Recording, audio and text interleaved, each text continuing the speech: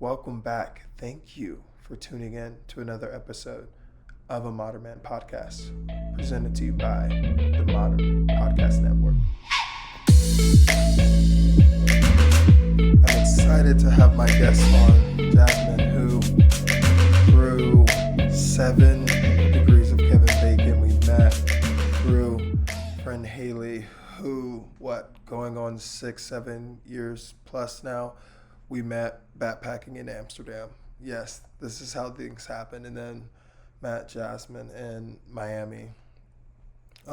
Yeah, that's how life works. That's how you have to be open to the things in life that you want to receive. But no, it was an amazing conversation. Just talking about pride, talking about her experience as a teacher in Baltimore, and obviously why we have guests on the podcast talk about her experience in therapy and thoughts, views, values around that. So it was a lovely conversation. It honestly went a lot longer than expected, but I'm so happy to have her on. I'm so happy for you to speak with her, and thank you for tuning in. I want to welcome the lovely and beautiful Jazmine to the podcast. What do we say? Mother, teacher, advocate, educator, all of the above. What did I leave out? What other? No, that was good. That's good. That pretty much wraps me up. Okay. Introduce yourself to everyone. Tell me kind of where do you live right now in Baltimore, kind of the city. Yeah, go through that. All right, yeah. I'm Jasmine. I live in Overley, which is like just the beginning of Baltimore City, so I can see the skyline, which is really nice. I just bought a house here, so Congratulations. thank you. Okay. Yeah. What's the details of the house? Yeah. How big is it? Yeah. So I live in a duplex, which I found when I say that to people, people have like two different thoughts of it. So like, what's your idea of a duplex? Like, I was thinking kind of like a townhouse, like your house, and then there's a townhouse next to it. yes, so that is it. So I'm like basically like two townhouses together, like side by side. So we're both like an end house. Yeah. I found that some people think that it's like on top of each other. I've never experienced that, but yeah, so I live in a side by side, which is nice. And it's just, I'm just like learning so much about what it is to be a homeowner. I have to do all these things on my own, which is like a lot. Right now, I'm dealing with a hose that won't turn off. And so, my water bill is going to be through the roof. How long has this process been a new homeowner? So I started looking for a house back in October, and then I found it in January, and I moved in February. So now it's almost July. So it's just little things here and there need to be fixed or like, decorated to my liking. So Not having have you had a landlord probably the majority of your life then? yeah, yeah. Or, I've lived in apartments, so I've never lived in this big of space. Yeah. I definitely have never owned anything, and this house is almost 100 years old, so it comes with 100-year-old problems.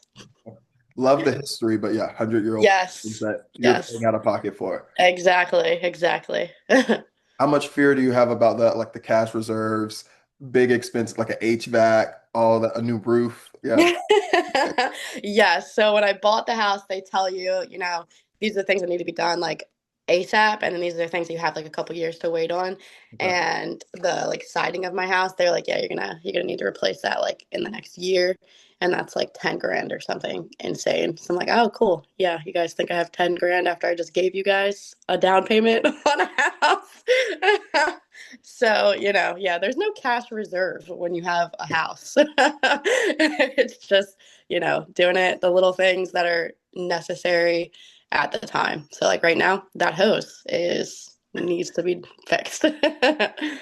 And the siding will come when we need to do that. Yes, exactly. If it's falling down, okay, then now it's time. That's my signal. All right. Now, give me a little bit about Baltimore. Obviously, I'm living in Chicago for the last 5 years right now, and people have all these preconceived notions about Chicago. And how are Yes. you Same going? with Yeah. Baltimore. So, Yeah, yeah, same with Baltimore. It's like I think Chicago and Baltimore are fighting to be, the most crime populated areas. So, not to knock on Chicago, but I think Baltimore has dropped out of the list and Chicago has gone up, unfortunately. But, each city has their crime. Like, crime does not have a zip code, it happens everywhere. It's just what's reported all of the time. What do we see in the media? So, we have tried to get out of the Bodymore Murderland nickname that we have. But I love it here. There's different parts of the city that people don't, realize exist. But they're all like up and coming places. And the biggest bumper sticker right now is like Baltimore, comma, I actually like it. So, we're getting somewhere. And how far are y'all actually from DC? An hour. Yeah, it's like an hour and 10 minutes or something like that. Okay, with no traffic, I'm assuming. With no yeah, exactly, exactly. You're leaving at like 5 p.m. It's definitely gonna be 2, 3 hours. Okay, all right, not bad. And tell me, what do you think? What's the best thing about living in the Baltimore area? So I like that we are close to everything. You do not have to stay in Baltimore if you don't want to. You can go to DC very quickly. You can go to Virginia very quickly. You can like the tri-state area, like they call it Delmarva for Delaware, Maryland, Virginia. Like you can go anywhere. You can go to Philly in an hour. Like you can go anywhere. So you're not like trapped in this little place. So I lived in Texas for 3 years, and it was like you could drive 10 hours and still be in Texas. But in Baltimore, you drive 10 hours, now you're across the country. So I like that it's so easily like travel. You can travel places. And where'd you live in Texas, by the way? I lived in Arlington, which is like the town next to Dallas. Was raised in Houston. I don't know if you know that. So yeah, Oh, okay. No. Okay. Very cool. yeah. Yeah. I at the time my ex lived, her family is from Houston. So I've been to Houston a couple times too. Okay. Little too spread out for me. That's why I prefer a city with some good public transportation. Uh, Yeah. but yeah, can't not planning on going back to the spread out big extensive highway system. Yes. Yes. I remember the first time I went to Texas and I was like, your highways are all like stacked on top of each other. That was not something that we had here. Like we have it now. It's like one layer of up. But like I remember driving in Houston and being like, there's like different layers of just like bridges over top of each other. Like this is wild. It was like futuristic to me. Looking back, I'm just like, how did I do that? Like people are afraid to go over bridges, but we're constantly just going Yes. under, and it's just a daily trek. And I'm like, no interest anymore. No. Yes, yes. I don't know if you heard about the bridge. Well, I feel like it was national news about a year ago. The bridge falling here, so I can see like the down, like the where that bridge stops and ends from my house. Like I can see it over the skyline. So they haven't done like much with it, but there's like just big like X marks on the signs where it's like key bridge this way, and it's like nope, can no longer go there. But it's just wild that bridges do fall, and that's why people are afraid of them. How old was that bridge again that I, fell? I don't know. I think it was pretty old though, but still. Engineering shit. Yeah, exactly. So just because New York had that big thing with their mayor, what's the situation on Baltimore's mayor? Do you know anything about that? How plugged into are you to that at all?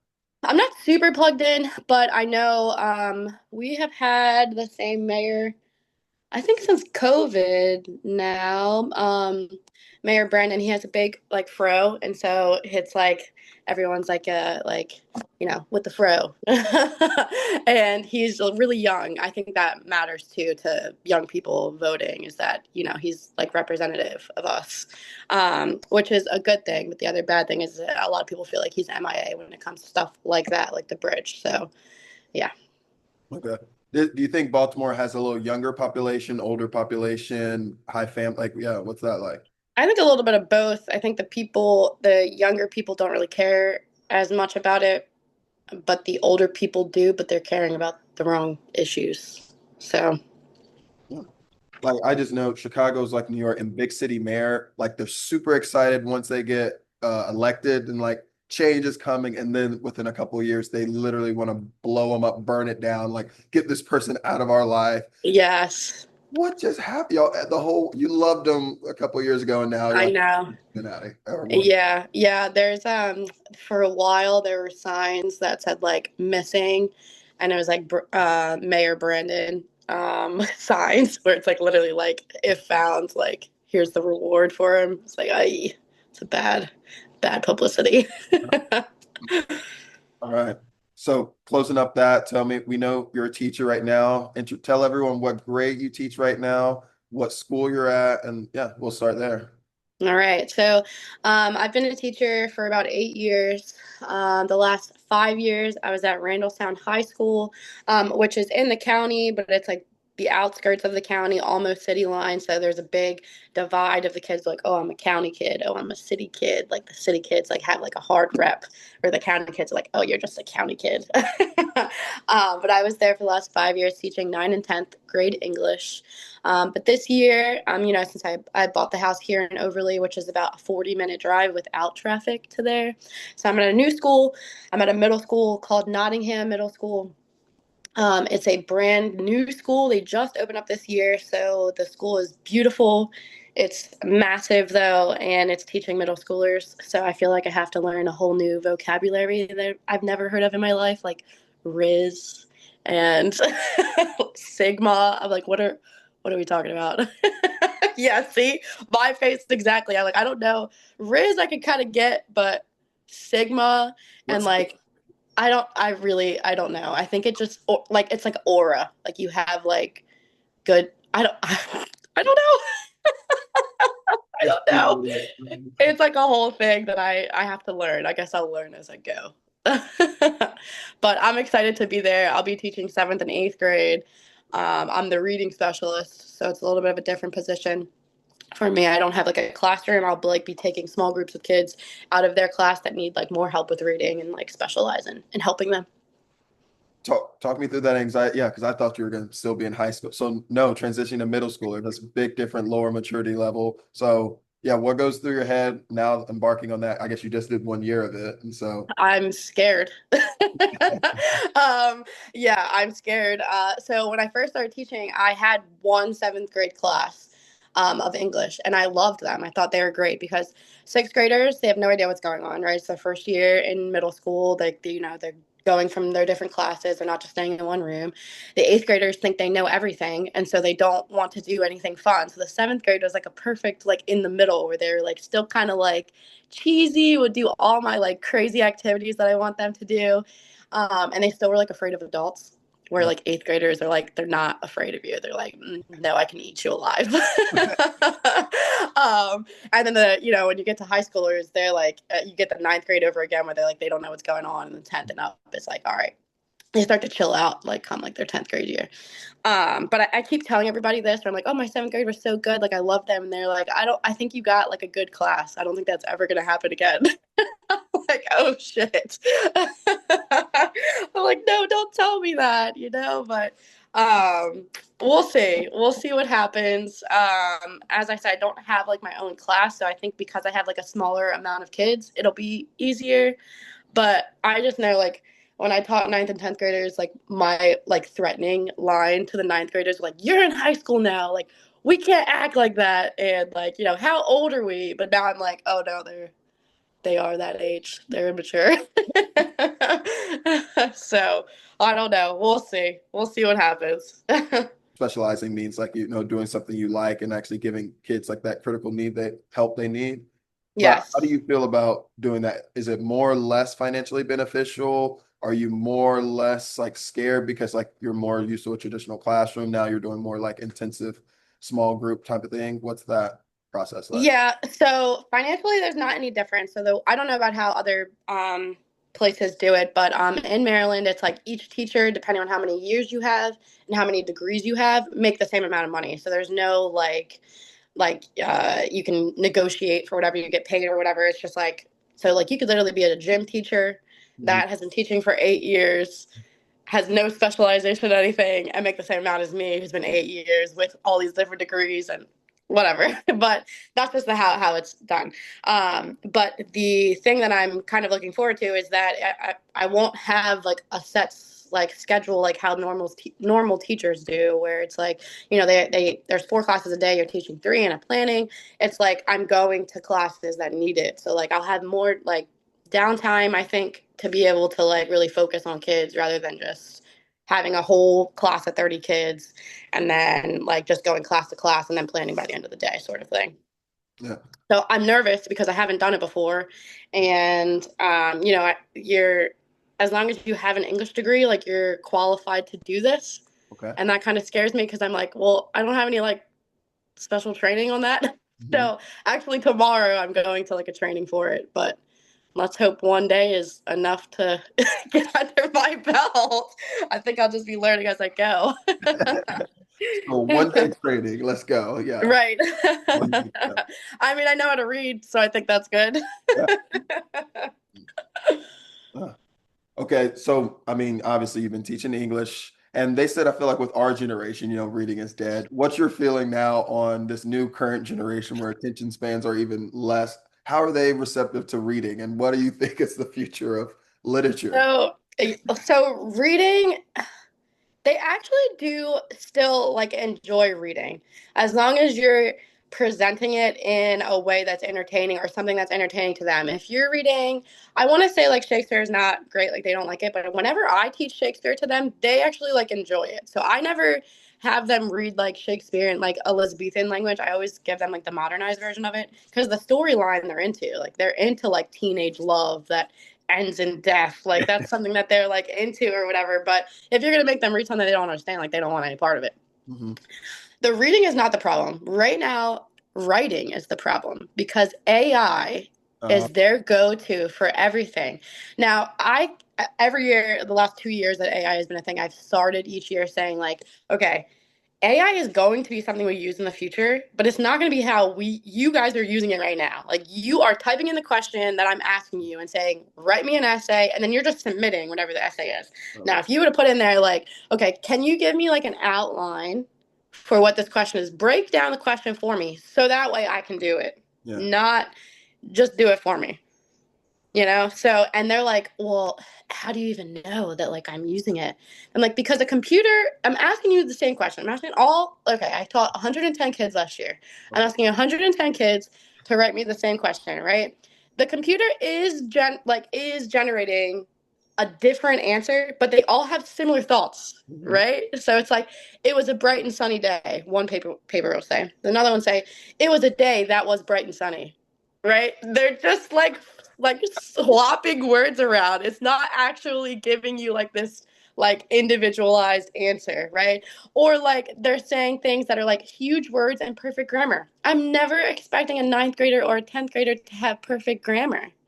So I'm like, you need to have some mistakes in there. There's no way. And like I'm telling you, I'm like, look, I know that you're using it. Your other teacher might not. But if you want to take my advice on it, you need to put some like spelling errors in there. Like you need to like dumb it down. Like you can ask AI to be like, write me this in an eighth grade version.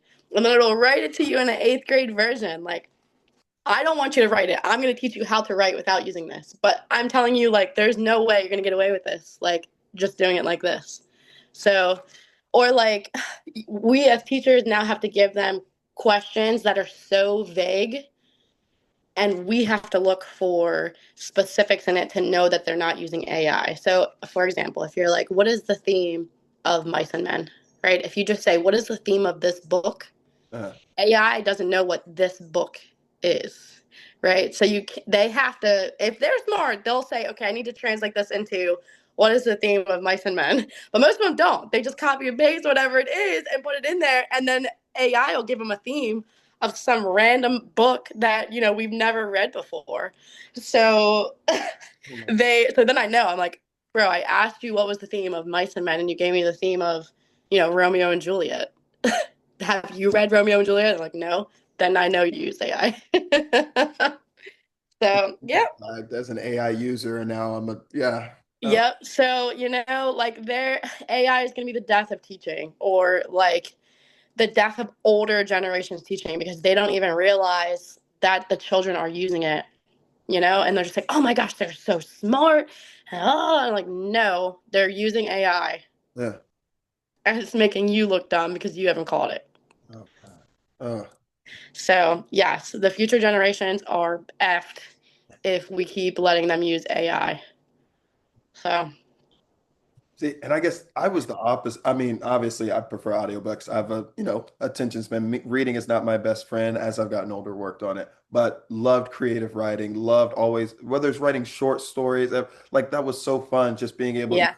write a page and a half, just, yeah, something creative story that just Yeah. imaginations as kids. Use your imagination. Yes. No, my best activity for the kids every year is just the creative writing element. So this year we had like during October we did like all spooky stories, and then I had them write a spooky story, and I gave them like a starting, like I gave them a whole like different option of prompts of which to choose from. So like it was a dark and stormy night, or like I opened the door and none of my family were there, or like whatever. So they got to choose that, and that was like the best writing I'd seen all year. Because it was like they didn't want to use AI to write it. They're like, oh no, I want to do this. Yeah. So. Okay, I was talking about this with my friend, also teacher as well. I was thinking about this the other day in terms of writing, especially you're specifically an English teacher. I feel like they teach us to like respond a lot to books or write essays and these long form essays rather than, I don't know if this is obviously haven't been in high school, 12 and under and what, 14 Yes. questions. But like email writing and writing a resume, right? I was wondering how much is that incorporated in modern day English, and why I guess isn't that? Because I feel like that's a lot of the constant writing I'm doing, and I'm like, we had none of that practice, I feel like, growing up. Yeah. We don't have any of that in English. I will say that my school, the school that I taught at, had like a career and readiness class that you could take as a senior that would do those sort of things, like resume writing and writing an email, but we don't do that at all in English. But I also feel like because we didn't have that either and we figured it out, that maybe like the education system is like you'll just learn as you go. I don't know, because not every school has a college and career like readiness class to learn that stuff. But I do feel like it's necessary. I don't think my kids could write write a letter or like send a letter in the mail. They're not going to know how to sign an envelope and Yeah. send it out. Like it might be old school, but sometimes you have to do that. Hmm. So Yeah. Just thoughts. Yeah. yeah. Okay. Now, just throughout your 8 year tenure, okay, where however you start, give me what was the highest point you felt proud, enriched being a teacher, and what was the lowest point where you're just like, God damn it, why did I choose this position? Position, yeah. Sure. Yeah. My highest point. So, as I said, for the high school that I just finished at, I taught ninth and 10th grade. So, like a good handful of my kids, I had taught ninth and 10th. Mhm. So, I got to see their progression of writing skills and like whenever I taught the ninth grade, like, all right, or when I taught the 10th graders, like, okay, my ninth graders that I had last year, remind me, what is this? Because I knew that I taught you this, so you should know this. And so then it helped like the other kids, like, oh, like what was that? Did my teacher teach me that? And they're like, oh, my teacher didn't teach me that. And you're like, that's because you didn't have us carry. So it was nice to be able to like see the growth. Because a lot of times you're teaching these kids and you send them on their way and you don't know, how they do in their next class. And so it was really nice to like see their writing progression over the years. Because sometimes you can see it from the beginning of the year to the end of the year, but you really see it when you teach them for 2 years, right? So I'm like, wow, like I did a good job. Like that was good. Yes, pat myself on the back. Exactly. Um, so I love that. Um, the hardest part of teaching this year alone, there were 3 deaths in my school. And while I didn't know the children that had passed away, I taught the kids who knew them. Yeah. And that was really difficult for them. And having to be there, and as a teacher, you're expected to be all of these different things, have all these different hats on, right? And therapist is one of them. Yeah. So, how do you tell a kid, like, it's okay, it's not okay? One of the deaths was from a police officer shooting the child. And that is, it's just something that the kids are dealing with and they shouldn't have to at 14, 15 years old. So it's hot topics that you're dealing with, and we're not trained on how to deal with that either. So, and, being a mom, I don't want my kid to have to go through that. I don't, I'm like putting myself in their shoes. Like if my kid had to go through something like this, like what would I say to them? So it gives me kind of like a practice round with them, but it's hard because I don't know what to say. I'm just there to support them. Um, the best compliment I've ever been given from one of my students was that my hugs change lives. Uh, So I just give them the most full body hug that I can and just let them cry. And that's really all you can do. So, yeah, sex were put in that position. I Is there any outside resources besides just like the school psychologist helping with things like that? whenever something like that happens, they do bring in like a group of, what do they call them? It's therapists, but they're like grief counselors. They bring in grief counselors, so there's like five of them, and then the teachers are told like throughout the day, like any child or teacher can go and see the grief therapist during the day. So they just give them like a special pass to go and see them.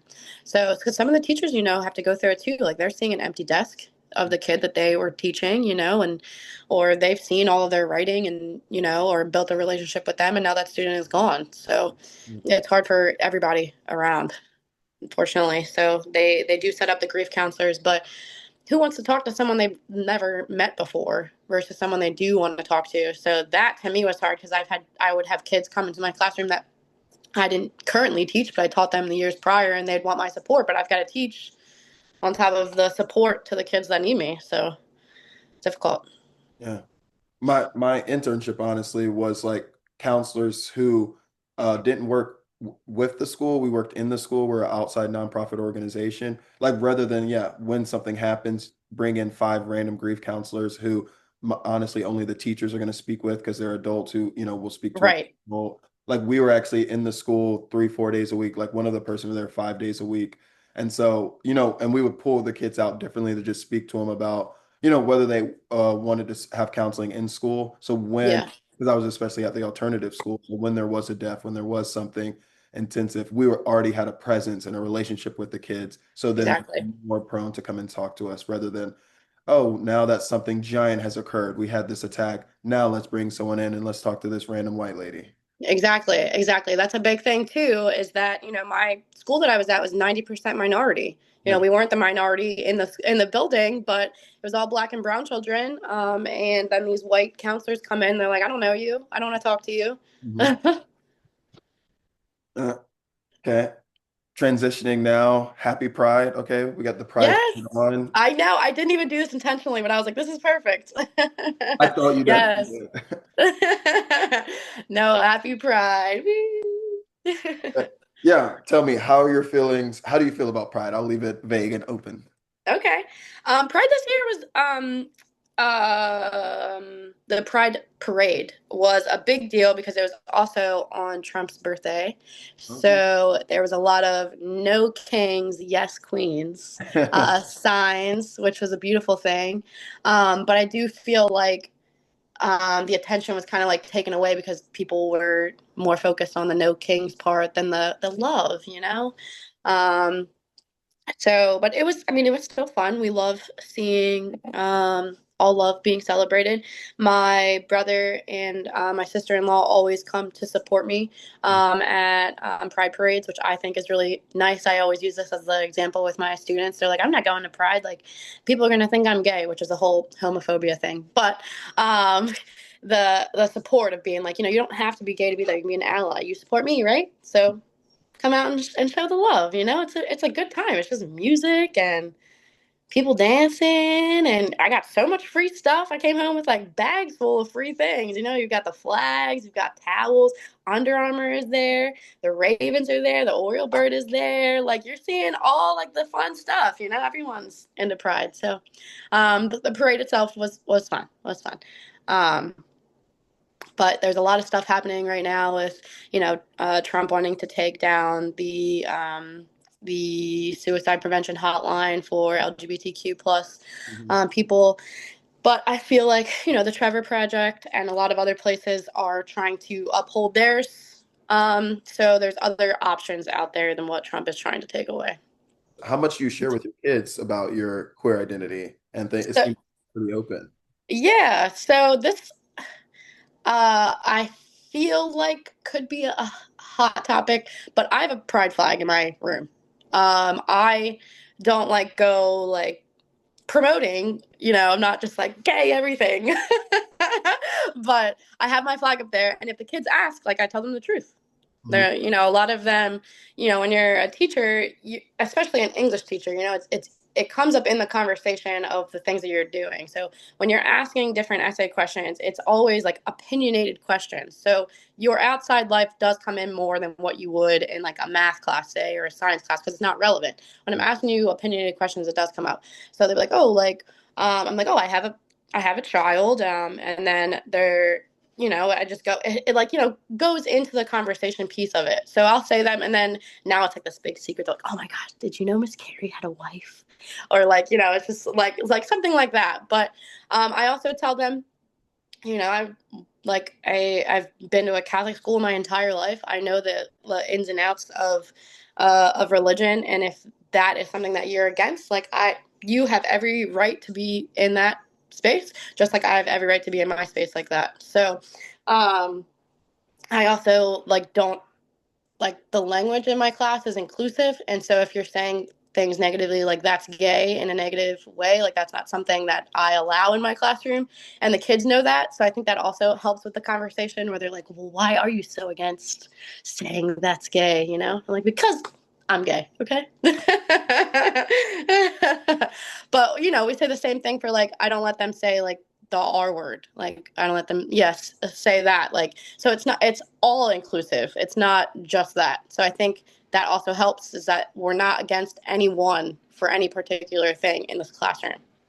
Yeah, I mean, love that you're, teaching them young and spread that because I feel like even as a black man, I'm just like, yeah, be inclusive for everyone because, and it's corny, but the whole injustice anywhere is injustice everywhere. Everywhere. So it's about, anyone with a marginalized identity, let me not try and marginalize them even more with my language and language, which language is so important. And because Yep. friends that are, their big age as us, and I still have to say it, they're like, oh, that's gay. And I'm like, gay's not an adjective. Like, we're saying something is good or bad. Gay, that doesn't make sense. No. Right, exactly. I love that. It's not an adjective. That's beautiful. Speaks to my English heart. That's how I'm just like, I'm being literal. I'm like, Yeah. the way you describe, yeah. Yeah, for sure. For sure. Yeah, that's a kind of a part of my opening when I get there. I'm like, we're not using the R word. We're not saying that's gay.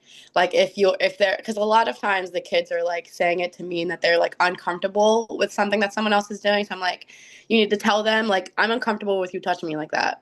Like, don't say like that's gay, like you're being gay or whatever. You're saying like I'm uncomfortable. Can you stop doing that? Like that's what we're saying.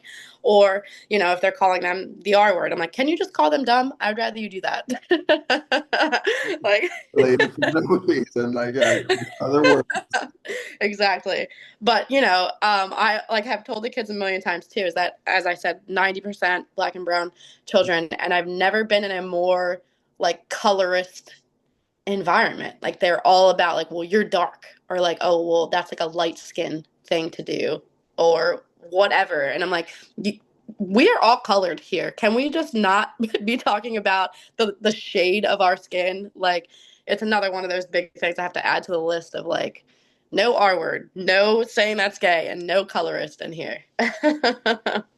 I wonder what that dynamic is like with, yeah, a bunch of young black students. Because I mean, yeah, as a black man, I definitely, with my light skinned homies, we definitely make some light skin jokes and Yeah, yeah.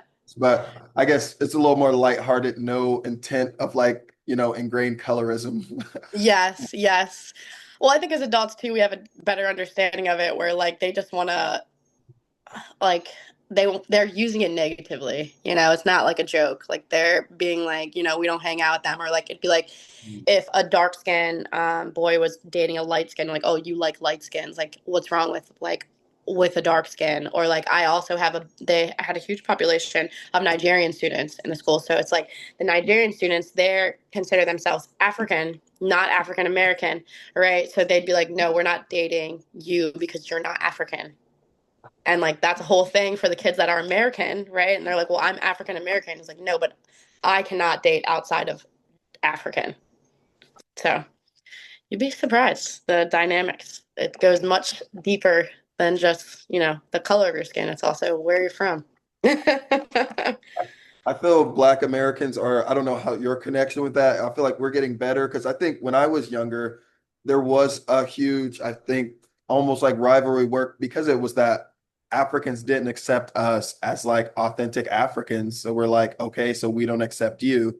And that's when I used to like, that's one why I still love to, I'm very proud to say Black American, because, a Black American experience is very different than an African immigrant experience. And Yeah, yeah. now we're all Black and we all have experience, but I think that also takes both sides agreeing like we're both in this together kind of thing. Yes, for sure. No, that's still very much a thing. I think that it comes to the generation. So like, the high schoolers, they're a lot of time the first generation Americans. But their family still like goes back and forth between their country and America. And so whenever there's breaks, they go back to wherever, Nigeria or Ethiopia. They'll go to different their places. But when they come back, the standards of like the parents are different, and I think that's where the kids are like, okay, you're different from me because my parents would never let me do that, or like my parents make sure that I have the 4.0 GPA, and if I don't get that, like I'm punished, or I'm going to be severely beaten. Where the other children are just like, yeah, whatever, like I can get C's and be fine. So standards, I suppose. Is there any uncomfortability with like your own personal Black identity and how you identify and how you kind of move in the world that you want to share? Sure. So, I am like white passing and straight passing, right? So, looking at me, you wouldn't know anything. So I feel like, um, I don't share like the same struggle as others would, because I get to pass in a way that is like hiding. Now I don't. I proudly wear pride stuff, and I tell anyone that asks that I am in fact Black. And my kids would always like joke with me, like, "No, you're not." Like, "Yep, yep, yes, I am." It's funny. My mom, when I was born, she put on my birth certificate that I was Black, only Black, not mixed. At the time, checking all that applied was not an option. It was one or the other. And so, she was like, this is going to come in handy for college. And it sure did because I got a good scholarship. So, I feel like I try, to, tell my kids that, tell, anyone that I can, the world is just getting browner. Yeah. Everyone is everyone is mixed eventually. So it's a beautiful thing. I think I growing up, I didn't see many mixed kids. I have a little brother and a little sister, but they live with their moms, and so I never had an experience of like seeing other people of my skin color. Mhm. And I was telling my mom this the other day that when I had my baby, he's half Asian, but he is the same color as me. Like he actually right now is darker than me. So he tans very well. But it's like whenever I see us together and I see like our arms together, like it's something in me like really lights up that like I have someone that's the same color as me. So I feel like that like is a really good like when people are all like up in arms about having a Black Ariel, right? It's like representation like really matters in things, like if you don't see somebody that's like you feel like you're alone in this world. So when Mhm. you have other people that are, with you and united with you, it's a beautiful thing. Yeah. Yes. So, my mom is white. I was raised by a white woman, and that whole side of the family is obviously white. So sometimes I find myself in spaces where I'm the only person of color. And, as I said, being white passing, no one, like, I don't feel like people notice, but it's like I look different to them. And so I was explaining to my mom the other day when we were at a party, I was like, I just feel very like outcasted right now. Like there's no one in here of color, and that scares me. Why aren't there people of color in this space? We're at a party. Not a single person in here is of color. And like she understood like what I was saying, but she was like, well, now you're here, like you're making it like color. I'm like, no, mom, like there needs to be more. It should not just be the one token, right? There should never be spaces in America, at Mhm. least, right? You know, the melting pot of the world. There should never be spaces of just one culture. It should always be a mixture. Like I would feel weird in the same situation if I was, if I went somewhere and it was all like Hispanics or if it was all Asian, that's like I feel like we are the melting pot. There should never just be one. There seems to be a problem if there is just the one to me, but maybe that's just because I'm a mixed person. I'm used to being in areas of everybody, but it was very weird to me where I was like, I feel uncomfortable. And maybe I felt uncomfortable. I've been trying to unpack this. Maybe I felt uncomfortable just because of our current administration, Yeah. where it's like, are you on that side? If something bad were to happen, are you going to protect me too? Hmm. Or are you going to go on that aspect of it? And that scares me. In a bad situation, I don't want to have to be choosing between races of who to save when we should be saving everybody. So. But no, you're not alone in that feeling. Okay, because if I walk into a kind of all white space, I'm like, okay. And then I'm gonna take some steps back and be like, I'll be there for like 10 minutes and be like, yeah, this ain't working for me. No, the vibes are not there. All right. So, what about, and I don't want to talk about a whole coming out story. They don't need to get into all that. But is there any time where you felt like you maybe just, you talk about being very straight passing, you just struggle with your own queer identity, with like not being queer enough, with, yeah, any struggles with that? Yeah, I feel like, currently, so I got divorced in April.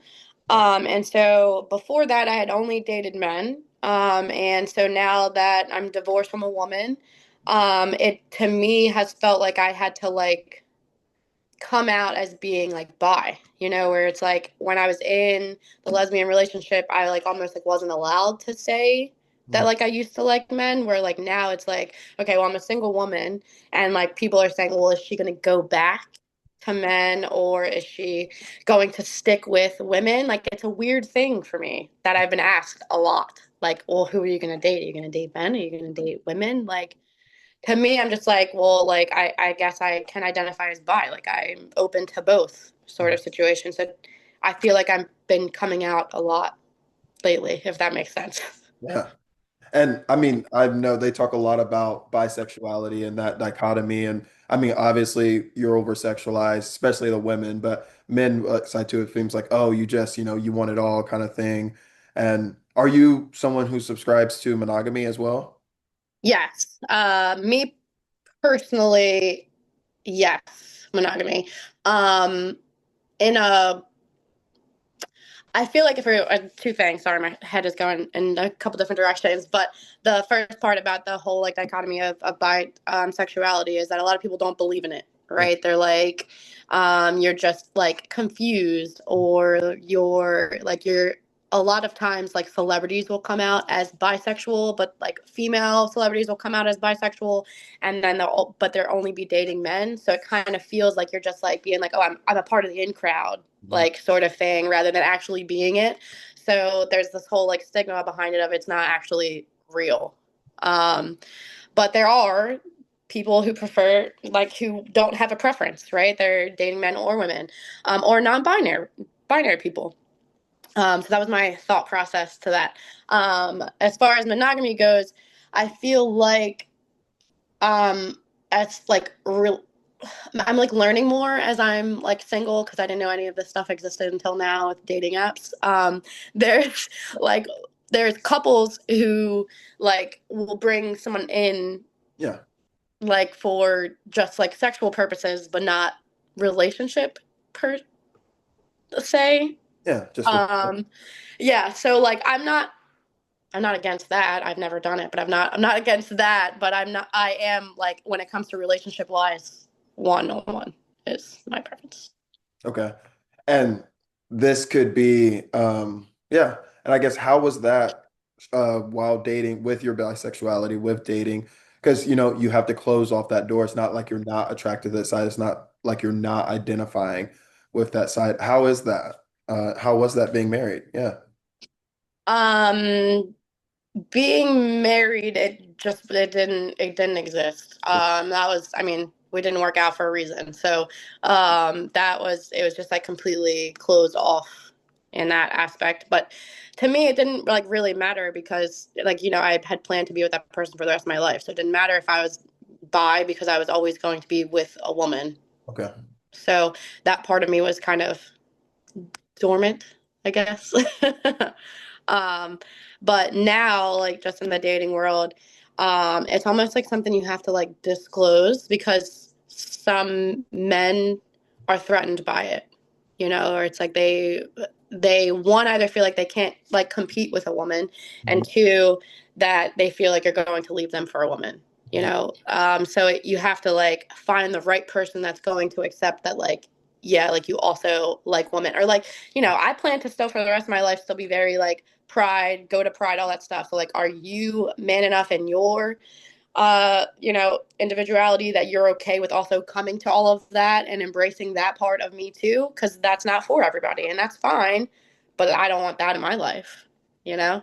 Yeah. And I think it comes up too with like, you know, kids are wild. They're like, do you want Kai, my son, to be gay? I'm like, no, I don't. I don't want something that's going to be hard for him. I Yeah. would rather something easy, like women are more accepted in the gay community than men are, unfortunately. And because of the whole sexualization of them. But also it's just like, why would I want something that's going to be harder for my child? Yeah. I'd rather it easy. He already has two moms. It's going to be different than everybody else does. Mhm. So easy, not hard. See, and it's weird because you're in it, but from the outside perspective, I would think men have it easier than women in the gay community, especially, especially white men, and then especially, tall intellectual men, because I just feel like y'all are so over sexualized. It's more looked at like a gimmick, not real love. They're like, Oh, yeah, like that's a fantasy. They're not yeah. actually in love kind of thing. Okay, okay. Yeah, I can see that too. I guess maybe I thought of it more as a gay black man is not accepted as easily as any color gay woman, you know? Yeah. Yeah, yeah, a trans black woman. Exactly. Yes. It just gets harder. For sure. Exploring now single and dating.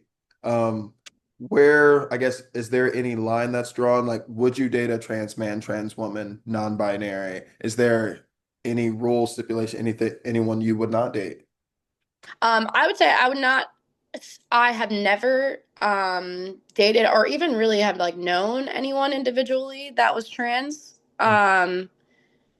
So I'm not against it, but it's just not even someone that I have ever even met before. That it would definitely take some like learning for me.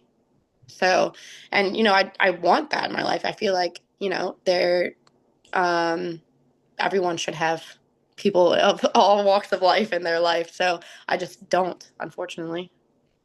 Yeah, I think now I work at the practice I work with a couple trans women, but I was just like, yeah, I'm such an advocate. I have so many queer friends, and I'm just like, but none of my friends in my experiences have transitioned. It's not like and yeah, and I was just curious, like I want, this network of people to where one I can, just ask about their personal experience and learn more. But I'm like, yeah, I wish I had more, trans humans in my life. Yeah, for sure. I loved Pose. Yeah. And yes, Pose was the show. I loved it. I felt like I learned so much about trans people in Pose. And I hope that that was a good representation of them. I don't know because I don't know any, but yeah, I don't think that I'd have a hard time with like addressing them as who they are, where some people would have that struggle. To me, I was like, they are women. Yeah. Like they are men. It's whatever they present themselves to be. So I'm not against it. I just would have to learn a lot, I feel. Okay. Now, transitioning to the nitty-gritty, we're talking about therapy now, okay? Just blanket statement. What's your personal relationship history with therapy? My mom had me in therapy when I was younger. I think I was like 8 or 9. When my dad had moved to Florida. So he was still like in my life, but he was in Florida and I lived in Maryland. So she had gotten me help to try to process all of that. So from a very young age, like I knew that like therapy is helpful, and it's nice to have someone who's like an outsider looking in. Yeah. Um, you have like an unbiased person looking out for you. So I don't remember like the ins and outs of it. I just remember like it definitely was like in person, of course, like, it wasn't the time of technology when I was that young. But now I've had the same therapist for like 3 years now. And I got like really lucky because I liked her on the first meeting, and I feel like a lot of people, sorry, I'm jumping right into like the negative aspects of whatever is behind therapy, is that, you don't always find the right person right away. So people are really turned off by therapists because they're like, well, I didn't like them. And well, it's like, well, they're people too. So you're not going to vibe with every person. You're going to have to like go through a couple of different people, maybe a handful of people before you find your person that, really gets to you or really resonates with what you're looking for in a therapist. So I know my friends, some of them are like, oh, I'm not really into it. I tried it once and it wasn't for me. And I'm like, well, try more, try others. Maybe like in person works better for you than on the phone. Or maybe, now they have like, what is it, BetterHelp? You can like text a therapist, like there's so many different options now, like just talking to people. So that's another thing that, my school offers therapy therapists, and they would say it like it was like a secret. They'd be like, oh, like, can you send so and so for a therapy session? And I'm like, yeah, I can send her like to the therapist, like no problem. And I'm like, yeah, I have a therapist too. Everyone needs a therapist, all right? You need a therapist. You need a therapist. Like we could all use therapists. It's not a secret. It should be like embraced. No, none of us have it all figured out. It's nice to have an unbiased opinion to walk you through something. Yeah. And it's really like I still want to know what is this hierarchy? What is this like view of like I guess the psychoanalyzing, the like laying on a couch, everyone assumes like, oh, we got to be at the crazy point to get therapy. I'm like, why is an education of people like frowning on therapy? It's just communication. It's just, yeah, Yes. that's the difference. Yes. For sure. And there's a reason why there's, specialists in therapy, right? It's not just a blanket statement of one therapy is for everybody. There's behavioral therapy, there's LGBTQ therapy, there's couples therapy, like, traumatic therapy, grief therapy, there's different things for everything. You don't have to be crazy, to go to therapy. And I would say probably a good 60-70% of therapists aren't working with those people. Like I'm not working with high psychosis people. Like when people Yeah. think of schizophrenia and bipolar, like and borderline Yeah. personality and all this, like those are some extreme psychosis who also need to see a psychiatrist and be heavily medicated. Medicated. I was just about to say medicine. Yeah. Where this is just like verbal medicine. Yeah. Like all we're doing is you had a rough week. You need to come verbal process it for about 30, 45 minutes. Now Yep. ask you some thought-provoking questions. Like it's going to lead to a deeper sense of understanding of yourself. And then next week, you're going to go through something again and we're going to talk about it and then some thought-provoking questions to provide you insight and understanding. And that's all it is bringing like the iceberg, the stuff from underneath the surface to the surface. And if you want to deal with it, deal with it. If not, push that shit back down. And Yeah. yeah. Yes. 100% agree. I'm wondering, was your 9-year-old experience good or bad? I don't remember it honestly. So it must have been like okay, I wasn't traumatized from it. I kept going back. So I think it was okay. I do remember it being though like very calm in the room and like a lounge chair sort of situation. So I do remember it being like that, but I guess it was all right. See, and that's what my like 8, 9, I used to think like, oh, I wasn't in therapy, but I was like at a group home and I swear, we played Halo. I'm like, maybe he did talk to me in the process, but I'm like, I Yeah. just play video games for like 45 minutes. Yes, yes, yeah. So I know like for kids they just try to meet them like where they are. So it feels less like intimidating to just be like staring at someone talking and they try to like play and stuff like that. So that makes sense. Which is why I can't do under 12, 13. I need you to be able to have a conversation with me. We do some work, we'll do little games, but I need to speak to me. Yeah, for sure. For sure. I know my therapist also does children therapy. So sometimes she'll like relate that when I'm asking her questions about, my son or whatever. She's like, well, that's very normal, and she's like, we, give him toys to show us things. I'm like, okay, if you say so. Did y'all try couples therapy before we decided to split up?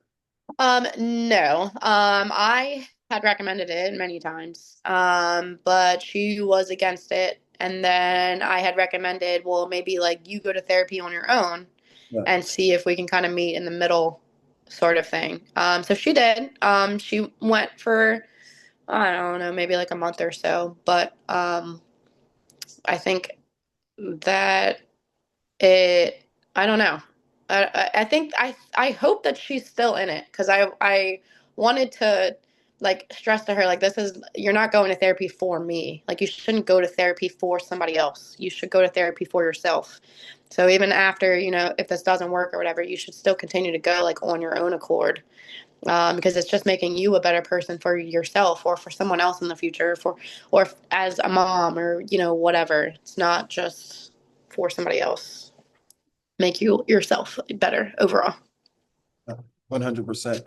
Create your own boundaries and goals. Yeah. All right. Just closing up.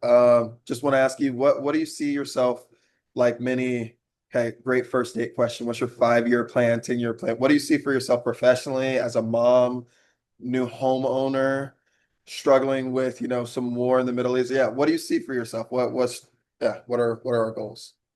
Well, in 5 years, Kai will be 7. Oh my gosh. I hope that I've done him right in those 5 years.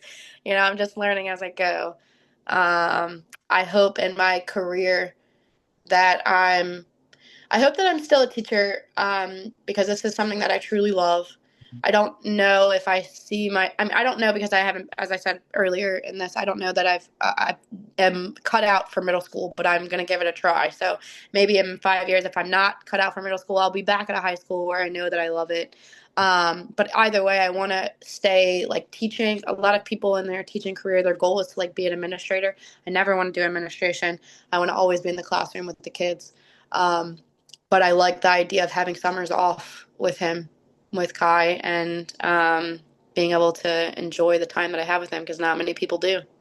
They're going to work every single day, and then the kids are at summer camp and all that stuff, which I plan to still send him to summer camp. But I want to spend as much time with him as I can. So that's my goal. 5 years. Okay. Yeah. And when are you going to start dating in that process? No. Oh my gosh. We'll see. We'll see. No, but no, thank you for sharing your time with me, and it's been great speaking with you. All right, Jazmine. Yes, it's been so great. Thank you for having me on here. I really appreciate it. And I love all the questions. I love deep conversations. It's much better than small talk. Yeah, I mean, that's all I do. Yeah. Beautiful. Okay. Again, hope you enjoyed that lovely conversation with the talented, amazing, and gorgeous Jazmine. It has been great spending this time with you. It has been great speaking with you. And thank you for having one podcast a month. I told you I got it in right at the end of the month. I got it in, especially for Pride. I wanted to get something in for Pride as well. But the goal was one podcast a month. And we're still getting at least one podcast a month. Okay. We got a full things going this summer. So with a lot going on, we're still putting out the content. We're getting the modern back rolling, Jenna Maryland, and Just Jenna coming out every Tuesday. She's been putting out a weekly podcast produced by none other than JD. So we have the modern kicking up, ramping up, and I hope you're tuning in. It's been another episode of Our Man Podcast, produced by Modern Podcast.